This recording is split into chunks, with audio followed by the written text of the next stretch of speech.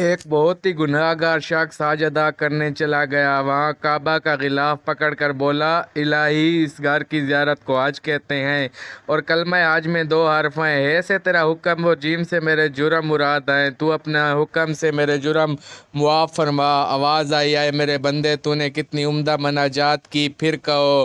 وہ دوبارہ نئے انداز سے یوں پکارتا ہے، اے غفار، تیری مغفرت کا دریا گناہ گاروں کی مغفرت و بخشش کے لیے پرجوش ہے، اور تیری رحمت کا خزانہ ہر سوالی کے لیے کھلا ہے۔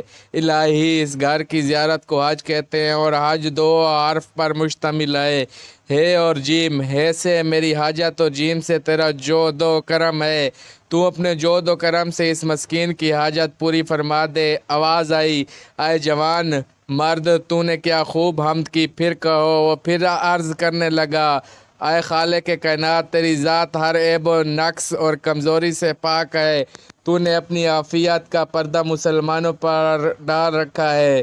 میرے رب، اس گھر کی زیارت کو حج کہتے ہیں، حج کے دو حرف ہیں، ہے اور جیم۔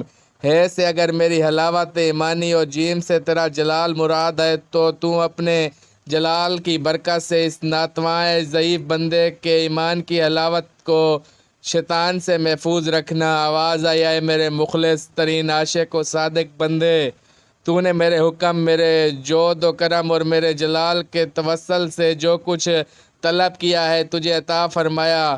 ہمارا تو کام ہی مانگنے والے کا دامن بھر دینا ہے، مگر بات تو یہ ہے کہ کوئی مانگے تو صحیح، کسی کو مانگنے کا سلیقہ تو آتا ہو۔ یا اللہ، ہم جیسے گناہ گاروں کو بھی مانگنے کا سلیقہ اور توفیق عطا فرما۔ آمین ثم آمین۔ اللہ تبارک و تعالی عمل کرنے کی توفیق عطا فرمائے۔